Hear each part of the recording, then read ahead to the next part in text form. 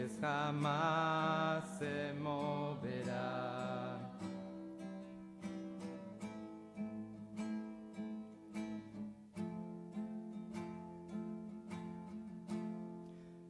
Cristo el ancla firme y fuerte, cuando ruge el temporal, cuando tentación me ataca y parezco desmayar. Más profundo llega el ancla que mi culpa y mi maldad. Yo me aferraré al ancla, pues jamás se moverá.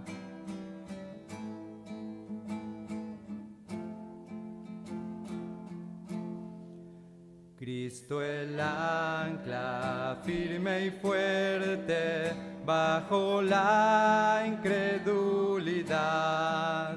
No desmayes, alma mía, en la cruz segura estás. Es mi prueba y mi certeza que su amor no fallará. Mi esperanza está en el ancla que jamás se moverá.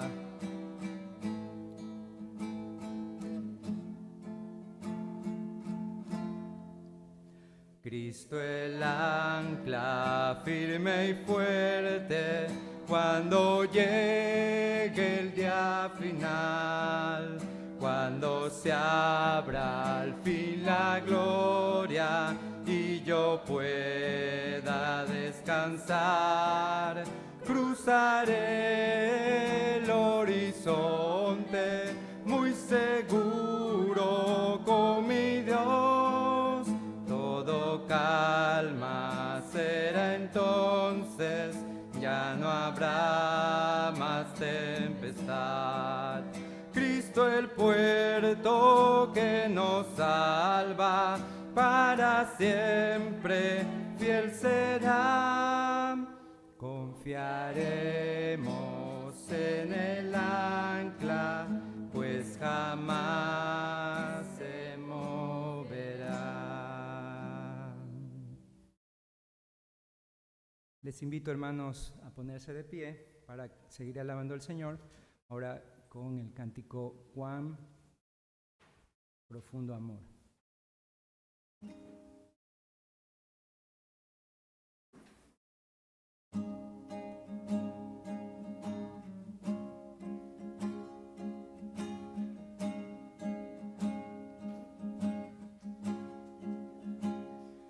Cuán profundo amor de Cristo, sin medida y sin fin, brama como mar rugiente al cubrirme todo a mí. Me rodea por completo la corriente de tu amor y me guía a mi descanso, a tu gloria celestial.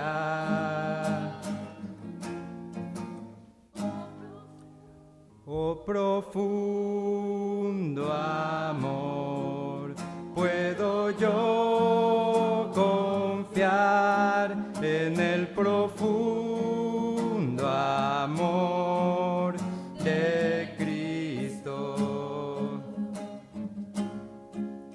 Cuán profundo amor de Cristo, su alabanza proclamad, como vino a rescatarnos y salvarnos en la cruz, como guarda a sus amados por aquellos que murió, y por ellos intercede ante el trono celestial.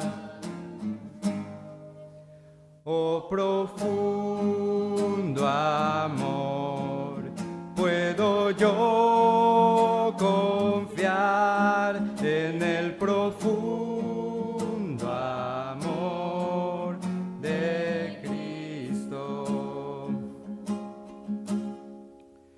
Cuán profundo amor de Cristo, superior a los demás.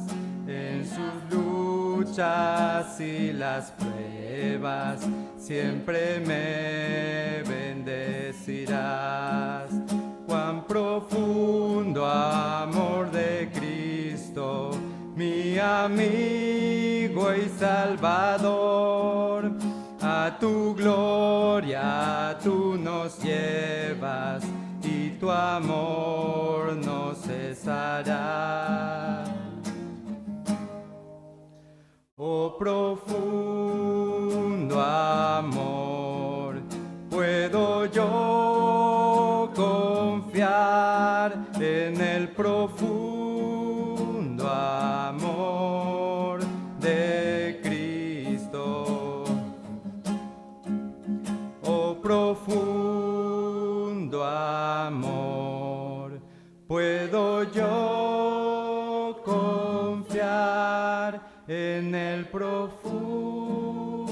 amor de Cristo.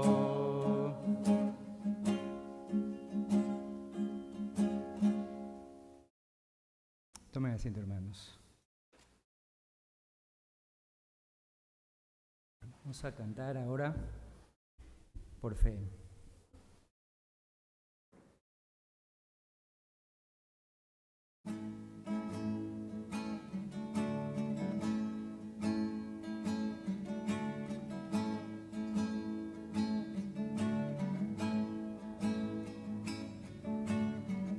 Por fe veremos a nuestro Dios, en el plan que creó en la eternidad, en la vida de los fieles que llamó, a vivir por fe y no por ver. Por fe el justo vivirá. Por la fe caminamos junto a Él, como viendo al invisible protector, a vivir por fe y no por ver. Sus promesas como rocas son, sus promesas cumple nuestro Dios. Nos movemos solo por la fe en Él, vivir por fe y no por ver.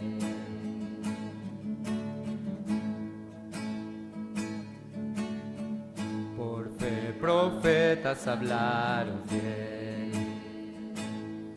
por la fe proclamaron la verdad del Mesías prometido en Edén, el que la muerte venció en la cruz. Por fe la iglesia se moverá, con poder del Espíritu de Dios, y las huestes del infierno no podrán dañar la obra de nuestro Dios. Sus promesas como rocas son, sus promesas cumple nuestro Dios. Nos movemos solo por la fe en Él, vivir por fe y no por ver.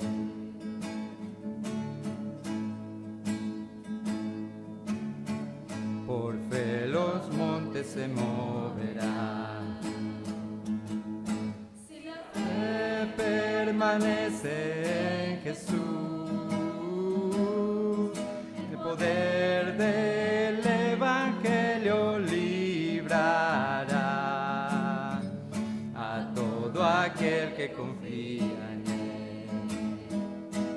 Sus promesas como rocas son, sus promesas cumple nuestro Dios. Nos movemos solo por la fe en Él, vivir por fe y no por ver.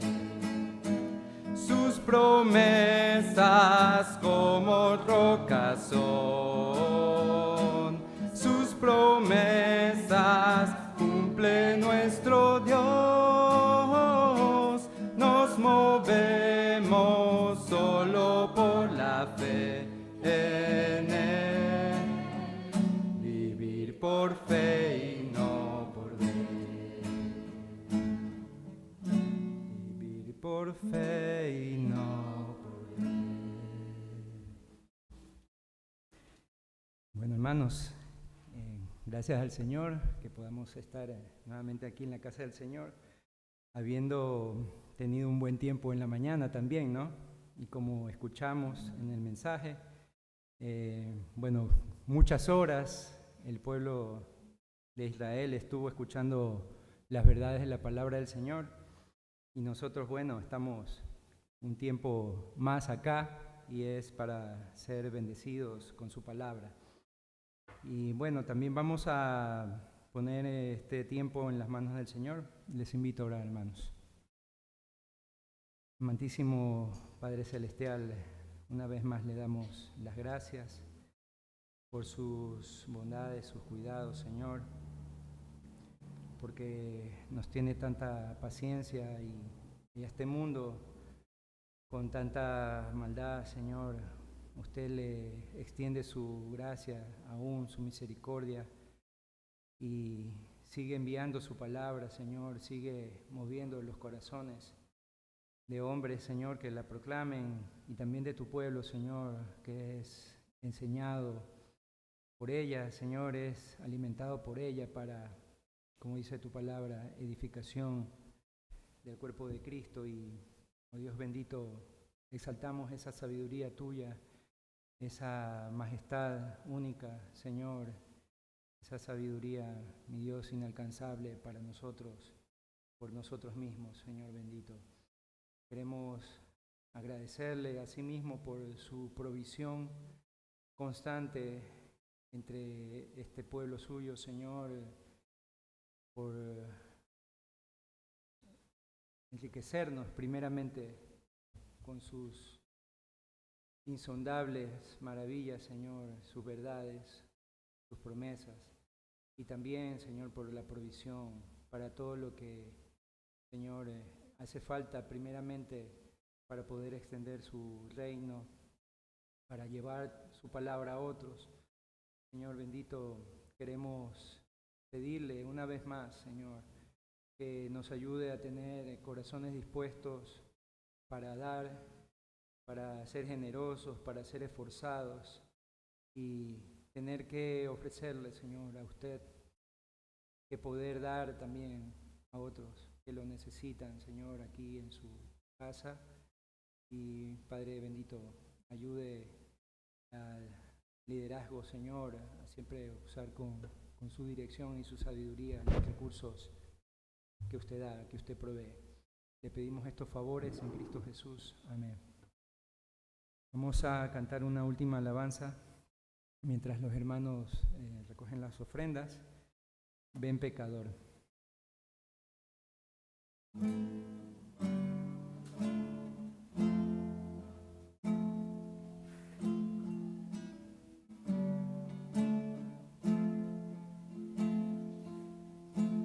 Ven, contempla, pecador.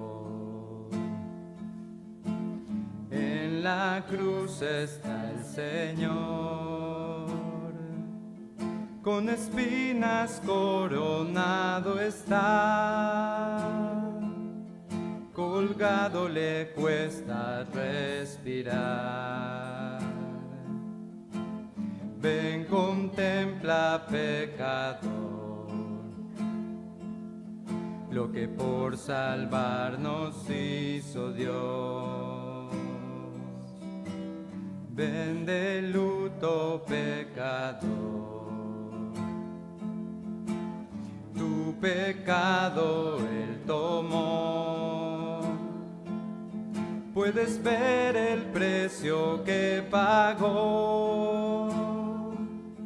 La ira de Dios por ti sufrió. Ven de luto, pecador, pues Jesús tu maldición cargó. Oh, la gloria de esta gran pasión, sangra el Salvador.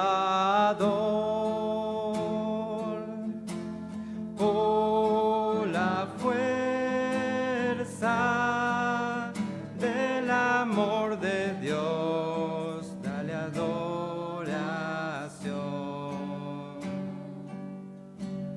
Ven con gozo, pecador, gracia brota en su dolor.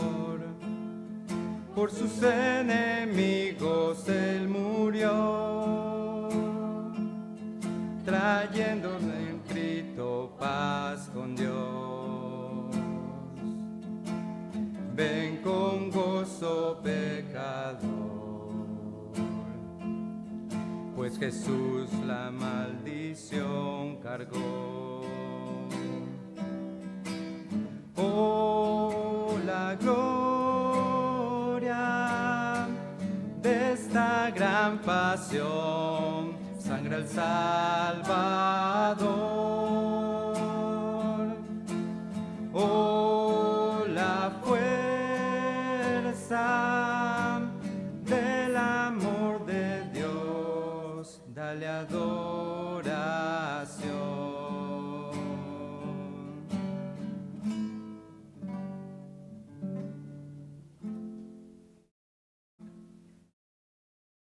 Dios les bendiga, hermanos. Vamos a tener el mensaje por mi hermano Jonathan Calderón.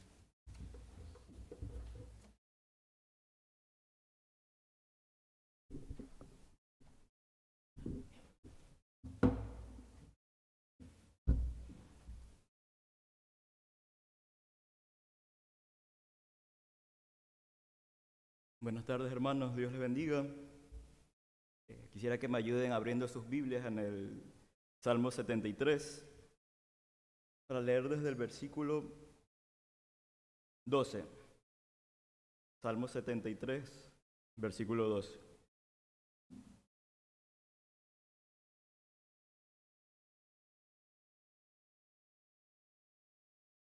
Y dice así: He aquí estos impíos, sin ser turbados del mundo, alcanzaron riquezas. Verdaderamente, en vano he limpiado mi corazón y lavado mis manos en inocencia, pues he sido azotado todo el día y castigado todas las mañanas. Si dijera yo, hablaré como ellos, he aquí a la generación de tus hijos engañaría. Cuando pensé para saber esto, fue duro trabajo para mí, hasta que, entrando en el santuario de Dios, comprendí el fin de ellos. Ciertamente los has puesto en deslizaderos, en asolamiento los harás caer. ¿Cómo han sido asolados de repente? Perecieron, se consumieron de terrores. Como sueño del que despierta, así, Señor, cuando despertares, menospreciarás su apariencia. Se llenó de amargura mi corazón, y mi alma, y mi corazón sentía punzadas. Tan torpe era yo que no entendía. Era como una bestia delante de ti. Con todo, yo siempre estuve contigo. Me tomaste de la mano derecha, me has guiado según tu consejo, y después me recibirás en gloria. ¿A quién tengo yo en los cielos sino a ti? y fuera de ti nada deseo en la tierra. Mi carne y mi corazón desfallece, mas la roca de mi corazón y mi porción es Dios para siempre. Porque he aquí, los que se alejan de ti perecerán. Tú destruirás a todo aquel que de ti se aparta. Pero en cuanto a mí, el acercarme a Dios es el bien. He puesto en Jehová el Señor mi esperanza, para contar todas tus obras. Oremos, hermanos. Amado Dios, buen Padre Celestial, Señor, gracias te doy por esta oportunidad de estar aquí, Señor, reunidos en tu casa. Perdona cualquier pecado, cualquier ofensa ante ti, Señor, y ayúdanos, Señor, a poder comprender tu palabra, Dios. Como escuchamos hoy en la mañana, no hay nada que trascienda en este mundo que es la exposición de tu palabra, porque es tu verdad, Señor. Por favor, te pido que nos ayudes, que nos capacites y que nos ayudes sobre todo a poner en práctica todo lo que vayamos a entender el día de hoy en tu palabra, Señor. Te doy gracias por todo en el nombre de Jesús. Amén. El tema que habla este Salmo 73 es acerca de un pecado con el que el salmista estaba lidiando, que era la envidia.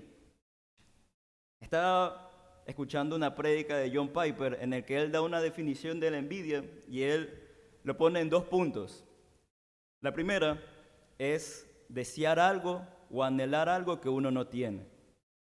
Ese es el primer punto de la envidia, que si solo se trata de eso, no necesariamente es malo, porque puedes desear algo piadoso que otra persona tiene, por ejemplo, su piedad, su amor, su gracia, y puede ser un deseo sincero de querer ser como esa persona. Pero la envidia implica otro aspecto, y es la insatisfacción y el rencor. Cuando juntas esas 2 cosas, ahí es que tienes la envidia, que tú deseas lo que tú no tienes, que otra persona sí tiene, pero con un rencor en tu corazón. Y esto es un pecado que está presente y puede estar presente en cada uno de los que estamos aquí. Y es un pecado mortal en realidad que tiene consecuencias graves. Y a lo largo de la Escritura nosotros podemos ver acerca de casos acerca de la envidia. Por ejemplo, podemos empezar por el primer caso registrado de los seres humanos, Caín y Abel, en el que por envidia Caín mató a su hermano Abel. Luego podemos seguir por los hermanos de José, quienes por envidia tiraron a su hermano a un pozo. Eso prácticamente es un intento de asesinato. Luego podemos ver también en Saúl, quien por envidia buscó matar a David e hizo cosas atroces para buscar asesinar a David. Y un ejemplo supremo de envidia que como consecuencia tuvo lo peor de los pecados, los principales sacerdotes, quien por envidia buscaron matar y mataron al Hijo de Dios, a Jesús. Y uno puede pensar ahora, bueno, yo no creo que llegue a tales consecuencias de la envidia, porque me estás hablando de gente que ha matado o intentado matar a otra persona, pero yo no creo llegar a ese punto. Y ese tipo de pensamientos hace de que uno menosprecie el impacto que puede tener el pecado en nuestra vida. Y esto lo podemos ver en un caso que yo conozco acerca de un hermano que pasó por esto de la envidia. Y él me comentaba que, bueno, en ese caso era de que él tenía envidia por otra persona, por algo que la otra persona tenía y él no tenía. Y que llegó un momento en el que ellos eran amigos, eran hermanos en Cristo, son hermanos en Cristo. Pero le sentía envidia a esa persona, una envidia rencorosa, una envidia mala. Y de repente salieron y estaba en una salida y él estaba en camino. Y se le pasó por la mente de que un accidente de tránsito, en el que él no viniera y no llegara a la reunión porque tuvo un accidente de tránsito. Pero en ese momento se le prendió, el Espíritu Santo lo remordió de pecado y dijo, pero ¿por qué estoy pensando esto? ¿Cómo llegué al punto de que un hermano a quien yo amo, de un hermano que es amigo mío, llega al punto de desear que le suceda algo horrible, que pierda la vida en un accidente? Y es que reflexionando, todo eso fue ocasionado por la envidia. Es un asesinato del corazón. Y eso es algo que cualquiera de los que estamos aquí puede llegar. Por eso no debemos menospreciar este pecado de la envidia. Y es por eso que este salmo es tan importante. Porque vemos la experiencia a sí mismo de un hombre de Dios. Un hombre de Dios que debido a la envidia tuvo consecuencias horribles, que lo vamos a ver más adelante. Pero quiero enfocarme en este pasaje de todo el Salmo 73 acerca de cómo este salmista lidió con la envidia y nos puede ayudar a nosotros para cómo lidiar con la envidia que puede estar en nuestro corazón. Este salmo fue escrito por Asaf y Asaf fue un cantor designado por David. Y a pesar de que en este salmo se diga que es un salmo de Asaf, posiblemente este salmo no fue escrito por Asaf mismo, sino tal vez por uno de su descendencia. La fecha en la que se escribió este salmo es difícil saber porque no hay mucha información, pero lo único que sí sabemos de este salmo es que el templo todavía estaba construido y que el salmista sufría de azotes y castigos todo el día. Eso es la información que podemos sacar de aquí. Y este Salmo 73 lo he dividido en 4 partes. La primera parte es que plantea el problema, el pecado del salmista, que es la envidia, del versículo 1 al 3. La segunda parte es la descripción de la prosperidad de los impíos, que es desde el versículo 4 hasta el 12. La tercera parte es la consecuencia de la envidia, que es del versículo 13 al 16. Y la última parte, que es la que me quiero enfocar más a fondo, es la solución del problema de la envidia. Y quiero hacer un recuento de todo este salmo hasta llegar al versículo 17 para poder entender el contexto de todo lo que vamos a ver. Primero es el plantear el problema, la envidia. Y el salmista empieza así: ciertamente es bueno Dios para con Israel, para con los limpios de corazón. Esta palabra ciertamente expresa una convicción, diciendo como que verdaderamente, sin lugar a dudas, y el salmista tiene esta convicción de que Dios ciertamente es bueno, y es bueno para con Israel, quien es su pueblo, y para con los limpios de corazón, que en el contexto del Antiguo Testamento se refiere a aquellos que fueron salvos en el Antiguo Testamento. Y sabemos que Asaf, al ser de la tribu de Leví, era israelita, y que como vamos a ver más adelante, él también era puro de corazón, él buscaba limpiar su corazón. Entonces el salmista estaba diciendo ahí que él era objeto de esa bondad de Dios. Él era objeto de la misericordia y bondad de Dios, y él lo tenía por certeza. Y lo normal sería de que si el salmista empezara con esta verdad tan hermosa, que el dueño del universo, que el Señor de todo es bueno con uno, lo normal sería tal vez ver una señal de agradecimiento, de alabanza, de gloria a Dios. Pero vemos que el salmista no continúa de esta manera. Y eso marca de que a pesar de eso, de que él sabía que ciertamente Dios es bueno, seguimos al versículo 2 que dice: en cuanto a mí, casi se le deslizaron mis pies, por poco resbalaron mis pasos. ¿Por qué razón? Porque tuve envidia de los arrogantes, viendo la prosperidad de los impíos. Aquí el salmista lo que está diciendo al principio en el versículo 2 es que en cuanto a él estaba siendo tentado constantemente. Esto es lo que quiere decir que casi se deslizaron mis pies, por poco resbalaron mis pasos. Y la razón, porque él sentía envidia, porque él había anidado envidia en su corazón, envidia de los impíos. Y esto es algo común y es algo que sucede ahora también. Y como vamos a ver más adelante en la descripción de los impíos, que uno se pregunta, un cristiano dice: bueno, yo veo como un hombre que se aleja de Dios es próspero, y uno puede anidar esa envidia en su corazón. Y esto es lo que el salmista estaba sufriendo. Y podemos ver que a pesar de tener esta grandiosa verdad que él tenía como convicción de que Dios es bueno, el pecado lo que hace es olvidarnos de las verdades de Dios y nos hace pecar, y eso es lo que le sucedió a él. Lo llevó a olvidarse de las bondades de Dios debido al orgullo, ya que él creía querer tener lo que los impíos tenían. Y ahora, desde el versículo 4 al 12, vamos a ver la prosperidad de los impíos. Y para ir avanzando rápido, Aquí primero se habla de su prosperidad diciendo, porque no tienen congoja por su muerte, pues su vigor está entero. Eso quiere decir que los impíos van por la vida con buena salud y lo hacen pacíficamente, sin sufrimiento. Y después dice el versículo 5, no pasan trabajos como los otros mortales, ni son azotados como los demás.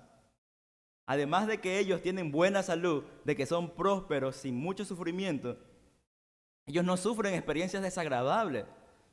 El autor ve que ellos son prósperos y no sufren. Y él se compara con él mismo, como vamos a ver más adelante. Él sí estaba sufriendo azotes y golpes todos los días.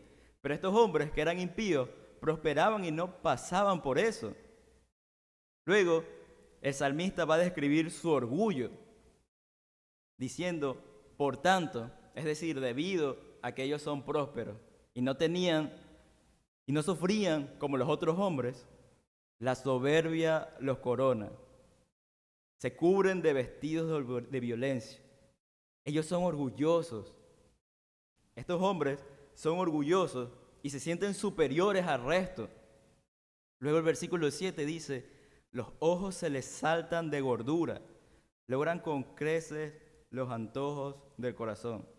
Viven en abundancia,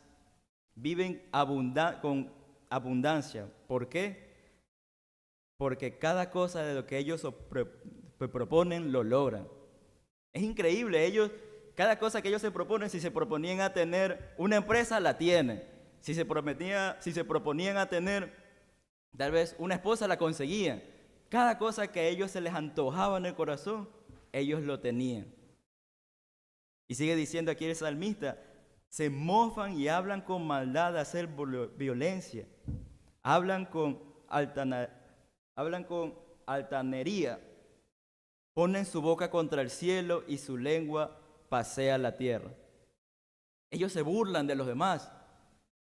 Estos hombres malvados que buscan hacer violencia, que abusan de los otros, se burlan, hablan con orgullo.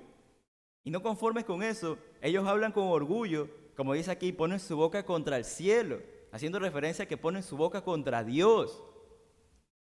Y su lengua pasea en la tierra, y ellos su insolencia, su orgullo, se lo dicen a todos, sin reserva alguna.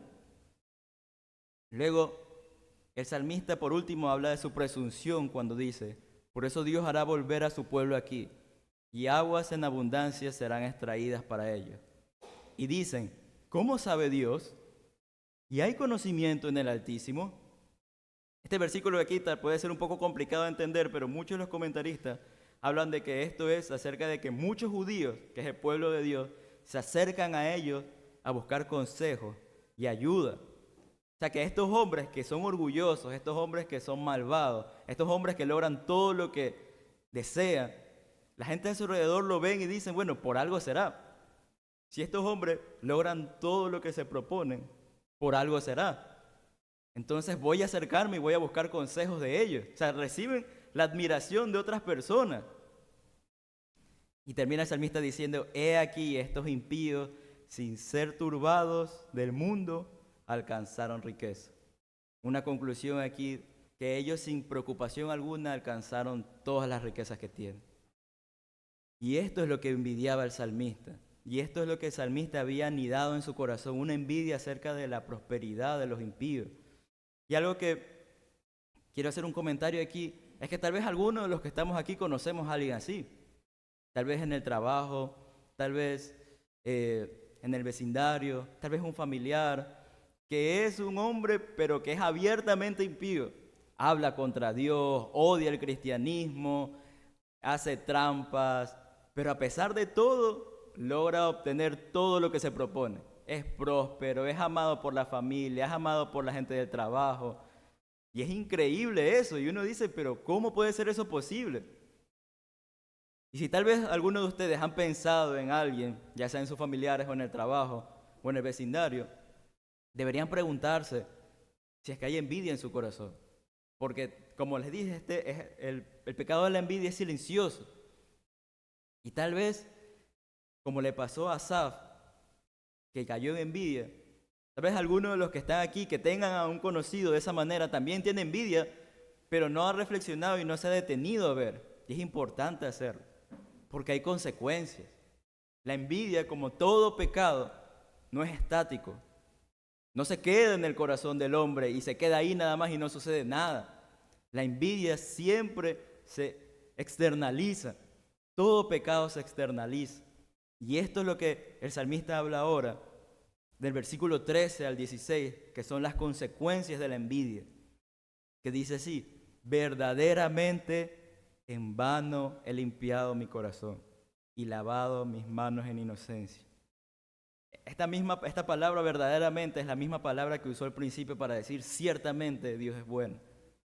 Es decir, que el salmista ahora estaba aseverando algo, pero ya no a una verdad de la Escritura, sino él estaba aseverando, él estaba diciendo con certeza: no me sirvió de nada serle fiel a Dios.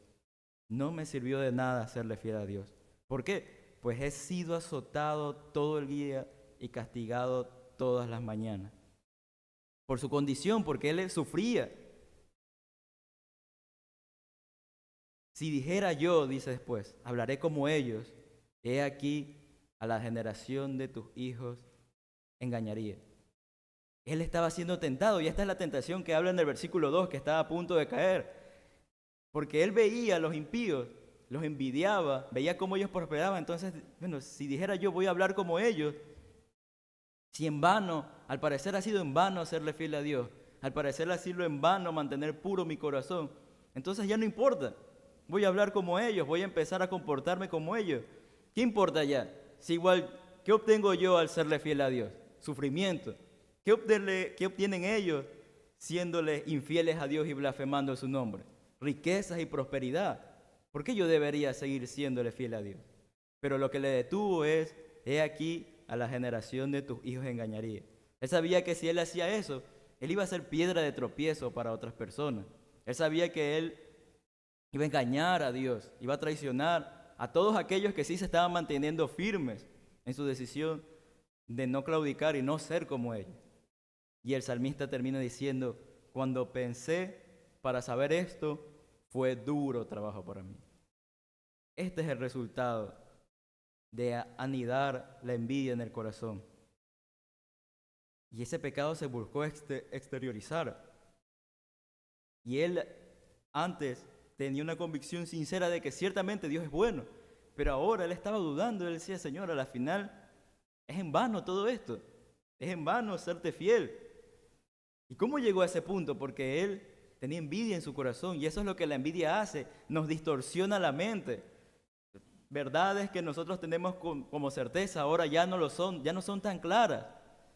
Uno puede llegar inclusive a decir como este hombre: bueno, a la final entonces todo esto de cristianismo ha sido falso.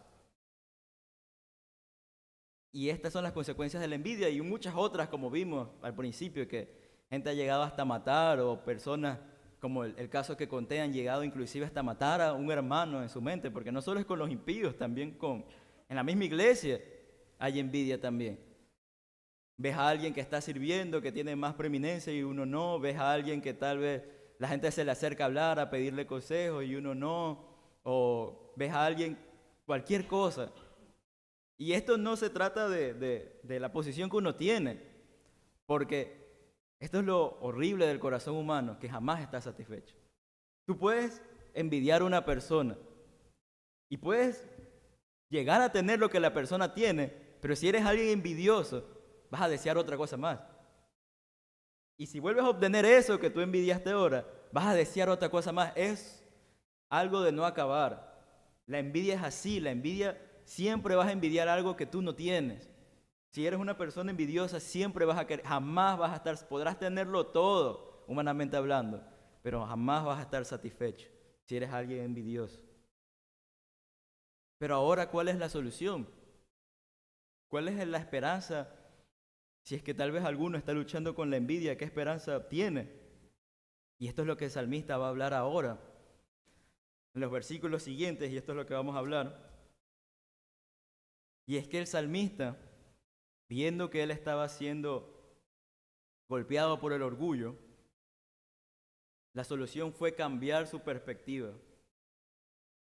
Porque él tenía todo distorsionado, todo equivocado, tanto de Dios como de la situación y la de él mismo. Todo lo tenía mal, todo estaba patas arriba. Entonces, ¿cuál fue la solución que el salmista hizo? Bueno, él se acercó a Dios. Y como vamos a ver en los versículos 17, que voy a dividir estas secciones en tres partes. La primera, en cuanto a la solución, es que el salmista ahora tuvo una mirada correcta de la prosperidad del impío. Ese es el versículo 18 al 20. El segundo punto es que el salmista ahora tiene una mirada correcta de él mismo. Esto del versículo 21 a 22. Y último punto es que el salmista ahora tiene una mirada profunda de la guía y el amor divino de Dios. Pero ¿cómo logró él aclarar su mente? Y esto lo vemos en el versículo 17, que marca un punto de inflexión con esta palabra, hasta que. Hasta que. Este es un punto de inflexión. El salmista venía ya por poco ya tirando todo a la borda, tirando su cristianismo todo a la borda por la envidia. Pero esta palabra marca ese punto de inflexión, hasta que, entrando en el santuario de Dios, comprendí el fin de ello. Esta palabra santuario de Dios se refiere al templo que Salomón construyó. Para la cultura judía el templo era muy importante. Era un lugar donde Dios había prometido habitar, el lugar donde Dios había designado, donde se cumplan la ley mosaica de sacrificios y demás cosas, donde se había designado que lo adoren a Él.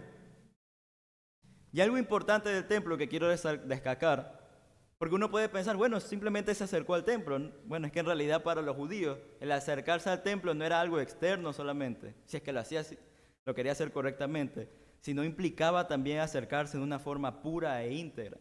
Si me acompañan al Salmo 15, ahí podemos ver esa parte de ahí en el Salmo 15.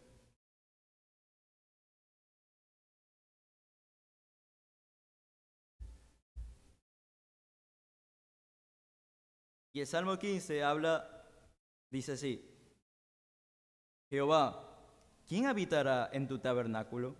¿Quién morará en tu monte santo? El que anda en integridad y hace justicia y habla verdad en su corazón. El que no calumnia con su lengua, ni hace mal a su prójimo, ni admite reproche alguno contra su vecino. Aquel a cuyos ojos el vil es menospreciado, pero honra a los que le temen. Honra a los que temen a Jehová. El que aún jurando en daño suyo, no por eso cambia. Quien su dinero no dio usura, ni contra el inocente admitió cohecho. El que hace estas cosas no resbalará jamás.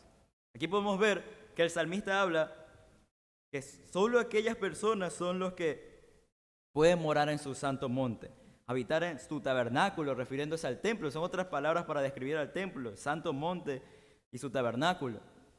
Entonces el acercarse al templo implicaba el acercarse de una manera correcta internamente, de manera íntegra.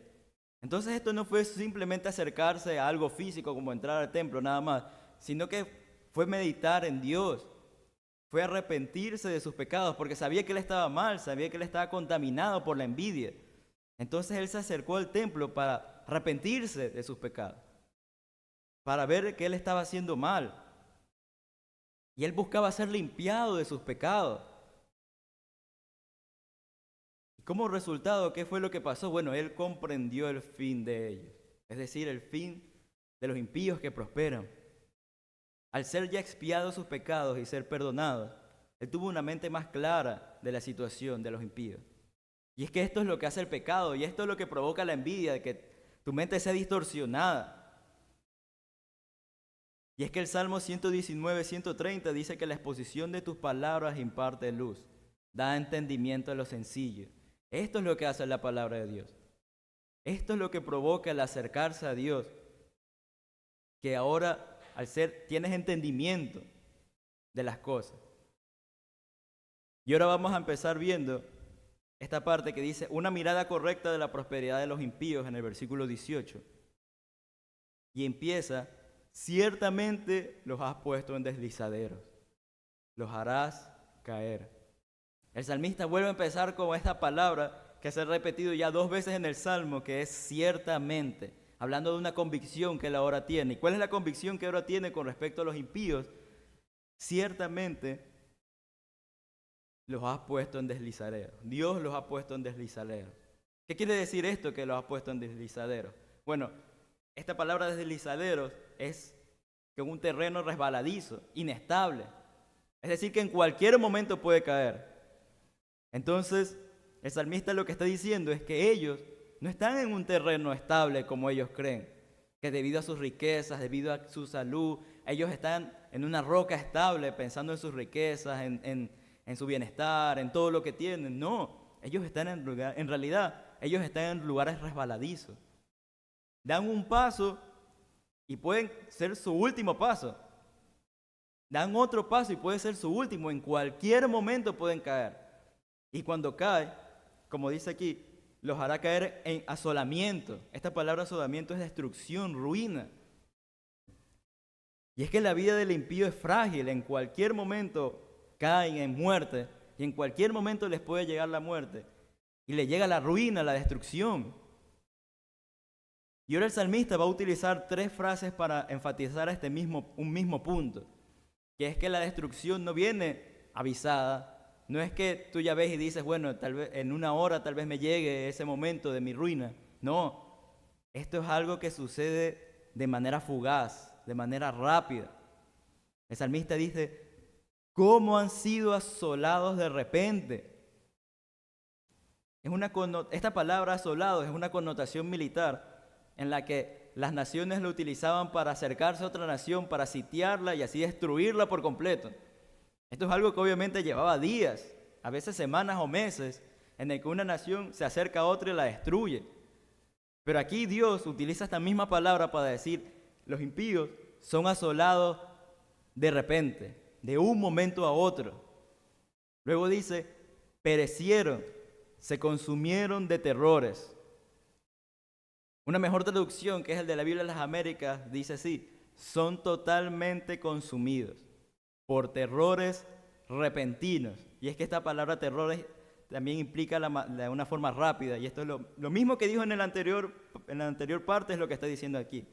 Ellos son totalmente consumidos, son destruidos totalmente, repentinamente, de una manera rápida. Como sueño del que despierta, dice. Así, Señor, cuando despertares, menospreciarás su apariencia.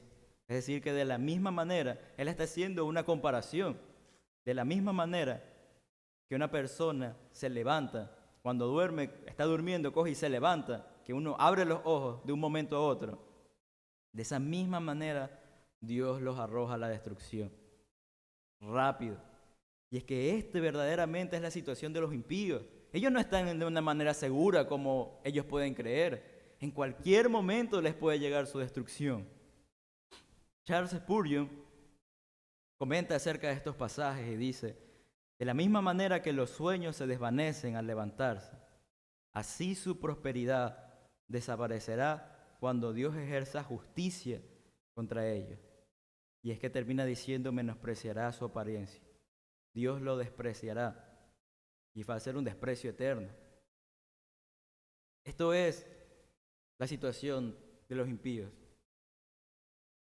Y primer punto que quiero señalar de esto es que la Biblia es clara en esta parte, es que Dios es el autor de todo eso. Dios los puso en asoladeros, Dios los puso en terrenos resbaladizos. Y es que, a diferencia de lo que tal vez ellos creen, ellos están en constante peligro. Ellos están bajo la maldición de Dios. Como podemos ver en el Salmo 7, si me acompañan al Salmo 7, en el que podemos ver cuál es la situación entre ellos con Dios. Salmo 7:11, podemos ver que dice, Salmo 7:11, dice, Dios es juez justo y Dios está irado contra el impío todos los días. Si no se arrepiente, Él afilará su espada. Armado tiene ya su arco y lo ha preparado. Esta es la situación en la que están los impíos de ahora. Dios ya tiene preparado el arco. Una vez Paul Washer hizo una imagen de que es como que Dios sostiene su arco y uno tiene la flecha acá, su arco acá y tiene la cuerda acá con la flecha. Dios lo único que tiene que hacer es esto nada más, soltar su mano derecha. Y en el momento que suelta la mano derecha, la flecha no es que va de una manera lenta, la flecha va de sopetón, va rápido y cae el juicio divino sobre el impío. Es una situación horrible, en un abrir y cerrar de ojos, Dios los destruirá. Y algo que también quiero acotar en este punto es acerca de que la tranquilidad no implica de que Dios esté feliz contigo, como hemos visto aquí. No sé si ustedes se han encontrado con personas así cuando han predicado el Evangelio, o ciertos familiares o personas de trabajo, en el que dicen, no, yo estoy bien con Dios. Yo me levanto todas las mañanas, me pego una orada y ya voy a trabajar. Normalmente cuando converso con personas taxistas me dicen esto, no, yo estoy bien con Dios. O me dicen, no, es que tú no sabes. Dios, yo estuve a punto de morir y Dios milagrosamente me salvó de la muerte. Entonces yo sé que yo estoy bien con Dios. O otra persona que dice, no, si yo he emprendido en algo y todo me ha salido bien. Por eso es que yo sé que yo estoy bien con Dios, no hay nada malo. Pero como vemos aquí en estos pasajes, creo que es una respuesta para esas personas, que verdaderamente el hecho de que tal vez hayas recibido de la gracia común de Dios, en el que te hayas rescatado de la muerte, o en el que todo te vaya bien, no implica que esté bien, no implica que Dios esté feliz contigo. Todo lo contrario, puede implicar un juicio, porque si todo te va bien, ¿por qué yo buscaría de Cristo? Todo lo contrario puede implicar un juicio. Y creo que estos versículos de aquí nos puede ayudar también, o tal vez a alguien de aquí que dicernos que sabe y reconoce que no es creyente. Y puede pensar en estos pasajes también, es una buena manera de también meditar en esto. Tu vida no es segura. Tú no sabes qué puede pasar de la noche a la mañana. Esta es la situación. Si alguien aquí no es creyente, esta es la situación en la que estás. Estás aún, digamos que en un chasquido de dedos, puedes caer en destrucción eterna. Y es algo que a veces viene sin avisar, como vemos en las noticias. Estás caminando en algún lado y de repente hay una guerra de pandillas y viene una bala y terminas y mueres fulminantemente. O estás cruzando la calle y viene un carro y te mata. O sea, tú no tienes la vida comprada. Nadie aquí tiene la vida comprada.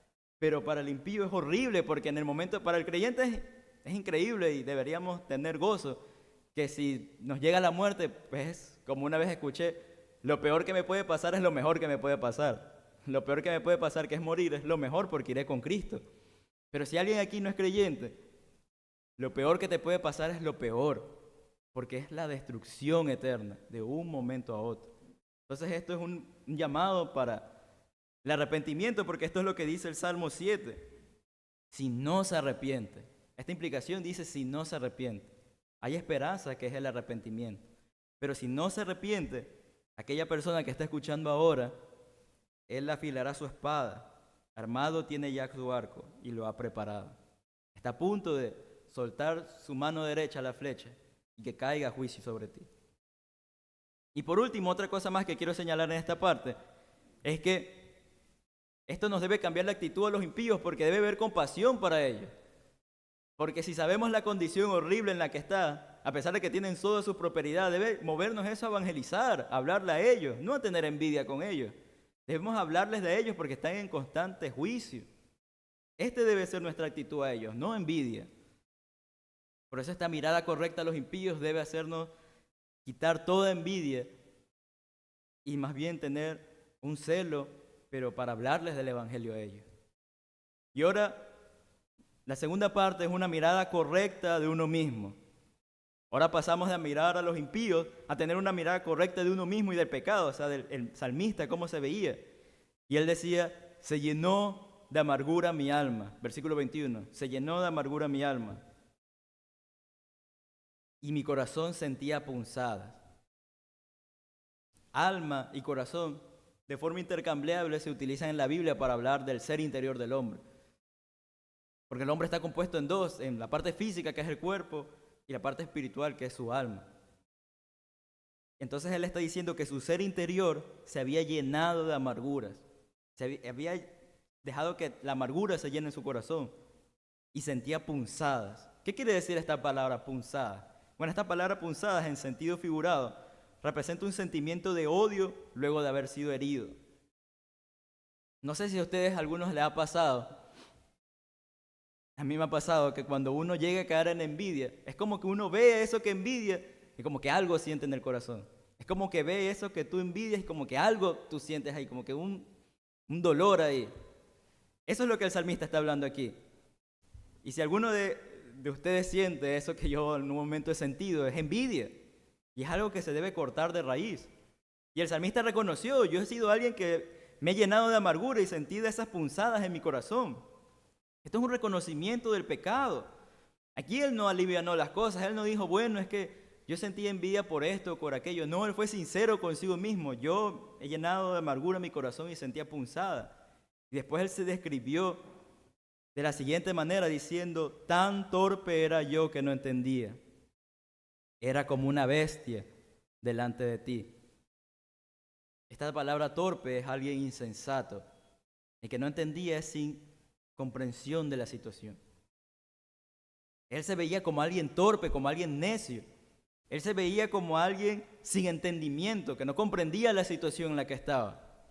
Y para comprender estas dos palabras, quiero que me acompañen al Salmos 92, versículo del 1 al 6, en donde podemos entender que él se refiere cuando una persona es necia y sin entendimiento. Salmo 92, versículo 1 al 6, podemos leer ahí, que dice, bueno es alabarte, oh Jehová, y cantar salmos a tu nombre, oh Altísimo, y anunciar por la mañana tu misericordia y tu fidelidad cada noche, en el decorio y en el salterio, en tono suave con el arpa, por cuanto me has alegrado, Jehová, con tus obras. En las obras de tus manos me gozo. Cuán grandes son tus obras, oh Jehová, muy profundos son tus pensamientos. Versículo 6, el hombre necio no sabe, y el insensato no entiende esto. Aquí están las dos palabras que podemos ver. El hombre necio no sabe, y el insensato no entiende esto. Es decir, que aquella persona necia y sin entendimiento son aquellas que no comprenden las bondades de Dios. Son aquellas personas que no toman en cuenta lo bondadoso que es Dios, ni se gozan en sus bondades. Así que el salmista entendió, él se vio como alguien que su mente y su corazón habían sido nubladas. Y en vez de pensar y actuar bajo ese hermoso pensamiento que dijo al principio, ciertamente Dios es bueno. En vez de dirigir su vida bajo esa convicción de que Dios es bueno, él se había dejado llenar por amargura, por envidia. Se había convertido en alguien necio y torpe. Y por eso él se describió de una forma fuerte al final del versículo que dice, era como una bestia. El salmista se había describido como un animal salvaje y creo que la imagen que quiere dar a entender es de alguien que sigue sus instintos pecaminosos para actuar. Y podemos ver aquí que él tenía una mirada correcta de él mismo. Él no se veía como alguien con lástima de que, bueno, es que yo siento envidia porque yo no tengo lo que otra persona tiene, o no, es que yo siento envidia porque me golpearon todo el día y he sido azotado todo el día, o sea, es justificado. ¿Cómo no voy a sentir envidia por aquel que no es azotado y golpeado? Pero el salmista no se veía así de esa manera, no es que sentía lástima por sí mismo. El salmista correctamente había llamado, yo he pecado porque he querido. Yo soy necio y sin entendimiento. Soy como una bestia. Y termina diciendo, delante de ti. Porque como vimos, su pecado nunca se exteriorizó. Nunca es que él pecó y habló como los impíos. Nunca es que él tramó algo o hizo algo con sus manos debido a la envidia. Pero a pesar de todo eso, él sí sabía que porque tal vez nadie lo vio. Bueno, lo más probable es que nadie supo que él tenía envidia. Si él no hubiese escrito este salmo, no hubiésemos sabido, nadie nunca se hubiese enterado que peleó contra la envidia, que pecó con envidia. Pero él sí sabía que alguien sí sabía. Él tenía claro de que alguien sí conocía totalmente su corazón. Como dice Jeremías 17:10, yo, Jehová, escudriño el corazón, pruebo los pensamientos, para dar a cada uno sus caminos, según el fruto de sus obras. El salmista reconoció que todo esto, de que era necio, torpe, lleno de amargura, como una bestia, todo esto lo había cometido delante de Dios. Esto es algo correcto que él sentía. Es como David cuando confesó: contra ti he pecado y he hecho lo malo delante de tus ojos. Él sabía que había pecado contra Dios. Él sabía que su pecado no era suave porque él había ofendido al dueño del universo. Él había ofendido al creador de todo. No es algo pequeño que uno puede decir. Por eso es que él se llamó de manera tan fuerte, porque él sabía la gravedad de su pecado. Y esto es lo que hace cuando uno se acerca a Dios, que uno llega a comprender la gravedad de su pecado. Y eso es algo que nosotros debemos entender también. Cuando meditemos delante de Dios, reconozcamos que nuestro pecado, así no sea algo exterior, así no sea algo que la gente no lo sabe, ya sea el orgullo, ya sea la envidia, ya sea cualquier otro pecado, es algo que Dios lo ve y es algo horrible. Como una vez he escuchado que se dice: el pecado es una traición cósmica a Dios. Y es como levantar tu puño en la cara de Dios y decirle: Señor, tú me dices que yo vaya a la derecha, no me importa, yo voy a ir a la izquierda. Yo soy mi propio Dios, yo soy mi propio creador, yo voy a hacer lo que yo quiera. Eso es el pecado es algo horrible. Y por eso es que uno no debe dejar que eso anide en su corazón, sino matarlo de raíz, arrepentirse y volver a Cristo y acercarse a Él. Y por último, el salmista logró tener una mirada profunda a la guía y el amor divino de Dios. Y empieza de una manera hermosa diciendo en el versículo 23 y 24: con todo yo siempre estuve contigo. Me tomaste de la mano derecha, me has guiado según tu consejo, y después me recibirás en gloria. Es increíble porque después de ver todo lo que hemos visto, lo normal sería, y si hubiese una conjunción de resultados, por lo tanto, Dios vino y me castigó. Por lo tanto, Dios me quitó el privilegio. Por lo tanto, eso hubiese sido lo normal en este pasaje. Debido a que él había pecado horriblemente delante de Dios, bueno, hay castigo. Pero por eso es que el salmista no utilizó esa conjunción por lo tanto, sino esa conjunción de un cambio de dirección con todo, a pesar de todo lo que he cometido.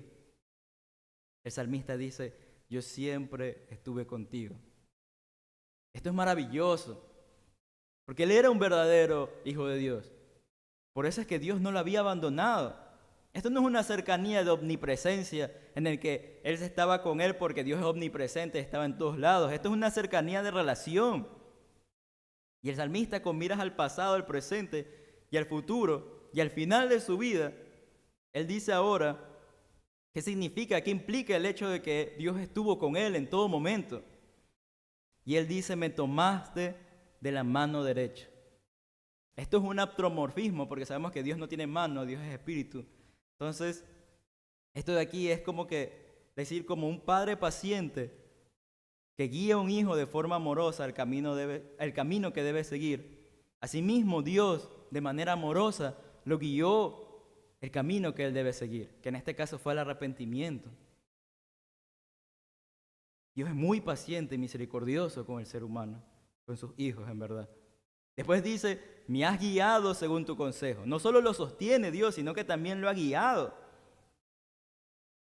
Lo ha guiado según su consejo. ¿Y cuál es el consejo? Sino la hermosa palabra de Dios, como dice el Salmo 119, 105. Lámpara es a mis pies tu palabra y lumbrera a mi camino. Y por último, de manera maravillosa: y después me recibirás en gloria. Es decir, que al final Dios lo recibirá en gloria. Esto es increíble, hermano. Esto es maravilloso, en verdad. Que Dios es fiel con aquellos que son sus hijos. Dios nunca abandona a su hijo a pesar de su pecado. Porque si verdaderamente es creyente, Él se va a arrepentir. Y Él más bien te guía a ese arrepentimiento. Eso es lo más hermoso. Dios, ya sea por medio de su palabra, por medio del Espíritu Santo, bueno, es lo mismo, por medio de su palabra, por algún hermano, por cualquier cosa, Dios te guía al arrepentimiento. Y Dios te guía según su consejo. Y Él termina la obra, como dice el Filipenses, aquel que comenzó la buena obra la perfeccionará hasta el día de Jesucristo. Esto es lo que el salmista estaba viendo aquí, la maravillosa bondad de Dios.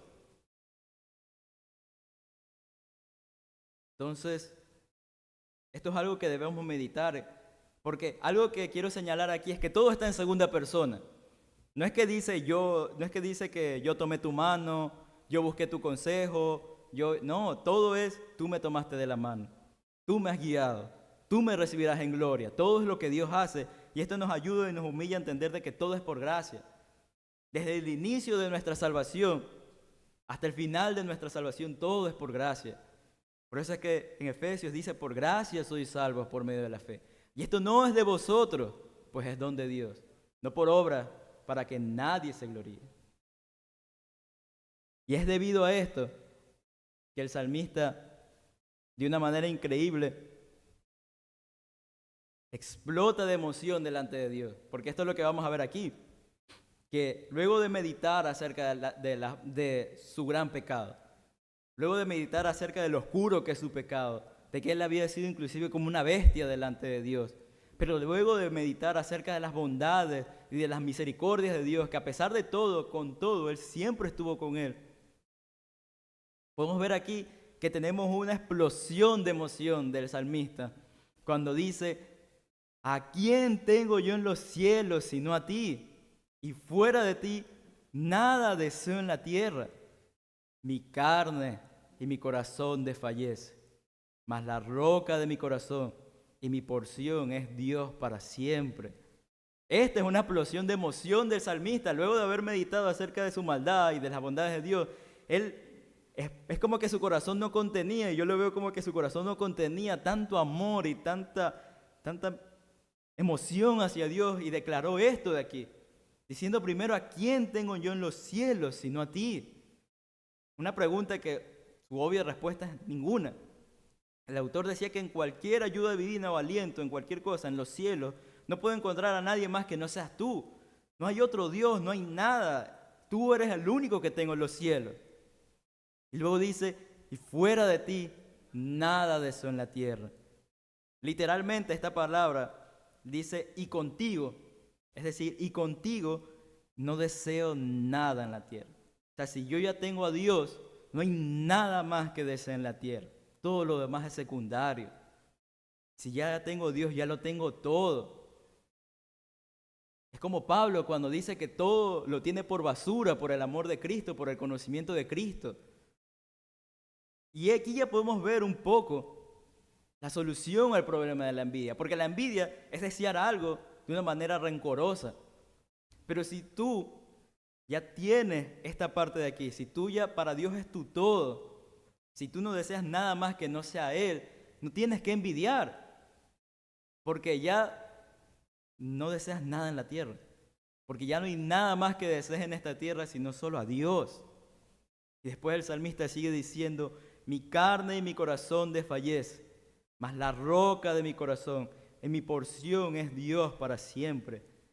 Termina esta parte, carne habla de su parte física y corazón habla de su parte espiritual. Entonces dice su todo, su cuerpo y su alma desfallece. ¿Qué quiere decir esta palabra desfallece? Esta palabra desfallece quiere decir fallar. Encontrarse en la condición en la que uno ya no es hábil para hacer o capaz para lograr algo. Quiere decir que su carne, o sea, su ser es falible. ¿Pero falible para qué? Según el contexto, como vimos, es falible para mantenerse íntegro en medio de las pruebas y las tentaciones. Es lo que decía, es que él se veía a sí mismo, y yo soy falible, mi carne y mi corazón fallan. Yo no puedo confiar en mí mismo. Yo soy falible y lo he demostrado, he fallado en luchar con la tentación. Yo soy falible. Y eso puede crear un poco de temor en el creyente porque uno ha experimentado la lucha con el pecado y es tan dura y es tan fuerte. Y uno dice, pero no puedo, no tengo fuerzas. Y es que verdaderamente no tenemos la fuerza suficiente. Verdaderamente nuestro corazón y nuestra carne desfallece. Verdaderamente nuestro corazón y nuestra carne son falibles. Es por eso es que Ezequiel dice que maldito el hombre que confía en el hombre y que pone su fortaleza en la carne, porque verdaderamente no tenemos fuerza propia para vencer el pecado. Pero, y ahí es que sigue el contraste de este pasaje, que dice, más, que es una palabra de contraste, más, la roca de mi corazón y mi porción es Dios para siempre. A pesar de que yo soy falible, Dios es mi roca. Esta palabra roca representa una perfecta fortaleza y por ende una perfecta confiabilidad. Es decir, que a pesar de que yo soy falible, yo puedo confiar en Dios. Yo puedo confiar de que Él va a ser mi fortaleza en medio de las pruebas, en medio de la tentación. Él va a ser mi sustentador. Y eso es un buen ejercicio de ver. Y es verdad, nosotros no tenemos la fuerza para vencer el pecado, pero no estamos solos, está Dios. Él es la roca de mi corazón. Él es la roca de nuestros corazones, hermanos. Solamente Dios es nuestra esperanza para poder vencer este pecado de la envidia o cualquier otro pecado que asedie nuestro corazón. Si le buscamos a Él, si estamos cerca de Él en su palabra. Y después dice Dios, también dice su porción para siempre. Es decir, que es su parte, que Él puede suplir todas sus necesidades y hacer que Él sea su único deleite. Y podemos ver que este pasaje es muy famoso, o por lo menos tengo entendido que es muy famoso este pasaje de aquí, que habla de que ¿a quién tengo los cielos si no es a ti? Fuera de ti nada de eso en la tierra. Mi carne y mi corazón desfallecen, mas la roca de mi corazón y mi porción es Dios para siempre. Yo me acuerdo que la primera vez que yo leí este pasaje, yo lo vi y dije, oye, está increíble. Es una declaración de una dependencia y de suficiencia total de Dios. Pero yo me preguntaba, ¿cómo lo logro? Porque no sé si les pasa, hermanos, pero a veces cuando leemos pasajes o cuando cantamos himnos, son cosas que uno dice, ¿cómo puedo lograr esto? ¿Cómo puedo yo sinceramente decir, fuera de ti no deseo nada en la tierra? Es difícil. Es como por ejemplo ese himno, me encanta, que lo cantamos siempre en la cena, que es la cruz excelsa, que dice, de todo cuanto estimo aquí, lo más precioso es amor. No busco gloria ni honor, sino en la cruz de mi Señor. Las cosas que me encantan más, las sacrifico por su amor. Esto es increíble cantarlas, pero creerlas y vivirlas son tan difíciles. Y creo que esa es la experiencia de todos los que estamos aquí, porque uno puede decirlo y cantarlo y decir, sí, tú eres mi todo, Señor, pero salimos de la iglesia o salimos de leer la Biblia y de orar y de repente nos damos cuenta que verdaderamente Dios no es nuestro todo. Hay algo todavía que hay ahí que perdemos y tambaleamos. Pero ¿cómo logramos sinceramente y con todo el corazón decir, fuera de ti no deseo nada en la tierra? Bueno, el contexto nos ayuda a esto. Y es que si vemos de manera aislada este pasaje, vamos a decir qué bonito, qué hermoso, pero el contexto nos ayuda a que hay un trasfondo en esto. Para que el salmista llegue a ese punto, al punto de decir, fuera de ti no deseo nada en la tierra. Él pasó por ese trago amargo de luchar con el pecado, pero también pasó porque ese trago amargo de luchar contra el pecado lo llevó y lo volcó a Dios. Y hizo ver que a pesar de que él es un pecador, Dios es misericordioso, Dios es bueno. Y esto es prácticamente meditar en el Evangelio. Y es que yo estoy convencido, hermano, de que mientras más meditemos en el Evangelio, mientras todos los días nos prediquemos el Evangelio a nosotros mismos, nos repitamos y meditemos en quiénes somos nosotros por nuestra propia cuenta. Somos pecadores, merecemos el infierno en verdad, no merecemos nada. Todos los que estamos aquí merecemos que la tierra se abra y que nos vayamos al mismo infierno de sopetón. Pero recordar de la maravillosa cruz de Cristo, que a pesar de eso, con todo, Dios ha sido misericordioso. Dios nos ha mostrado de su gracia. Dios nos ha salvado por medio de su Hijo Jesucristo en la cruz. Y eso va a llenar de amor hacia Dios. Como dice en 2 Corintios 5, 14 al 15, si me acompaña. Y esto es lo que Pablo estaba hablando aquí en 2 Corintios.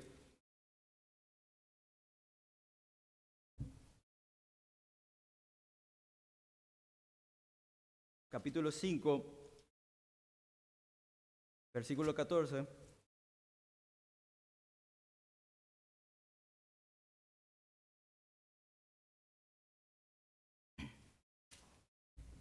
Dice así, porque el amor de Cristo nos constriñe pensando en esto, que si uno murió por todos, luego todos murieron, y por todos murió, para que los que vivan ya no vivan para sí, sino para aquel que murió y resucitó por ellos. Como dice aquí, el amor de Cristo nos constriñe. Esta palabra constriñe es como que nos apremia, nos domina cuando meditamos en lo que Cristo hizo en la cruz. Y es que si hacemos eso todos los días, hermanos, podremos llegar a ese punto del salmista, decir: ¿a quién tengo en los cielos si no es a ti? Fuera de ti nada de eso en la tierra. Mi carne y mi corazón desfallece, mas tú, Dios, eres la roca de mi corazón y mi porción para siempre. Y por último, y para terminar, el salmista plantea la razón de por qué escoger confiar en Dios. ¿Por qué no escoger la otra opción, que es alejarse de Dios? Bueno, aquí da una respuesta positiva y negativa.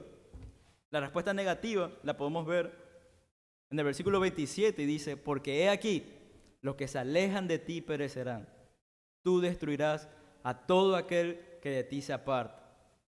El salmista describe a los impíos de dos maneras: aquel que se aleja de ti y aquel que se aparta. Y esta palabra aparta es una palabra muy fuerte, en verdad. Literalmente significa se prostituyen dejándote. Se prostituyen dejándote. En un sentido religioso, esta palabra se utiliza para aquellas personas que se alejan de Dios y buscan otros dioses. Como literalmente dice la Escritura, se prostituyen con otros dioses. ¿Y qué pasará con aquellas personas? Bueno, el juicio de Dios vendrá sobre ellos. El juicio, y como vemos en el Salmo, de una manera repentina. Y volviendo a recalcar el punto anterior, hermano, si alguno de aquí se ha alejado de Dios, si alguno de aquí vive desde sus inicios alejado de Dios, no es creyente, no ha nacido de nuevo, bueno, el juicio caerá sobre ti. La destrucción total caerá sobre ti. Pero el salmista hace un contraste y dice: pero en cuanto a mí, el acercarme a Dios es el bien. He puesto en Jehová el Señor mi esperanza para contar tus obras. Los impíos podrán vivir lejos de ti. Los impíos podrán vivir lejos de ti y ser prósperos. Pero yo ya he decidido acercarme a ti porque ese es mi bien. Yo ya no quiero prosperidad, yo solo quiero acercarme a ti. Ese es mi bien. Yo ya he puesto en el Señor mi esperanza. Es decir, esta palabra esperanza es refugio. Mi refugio está en Él.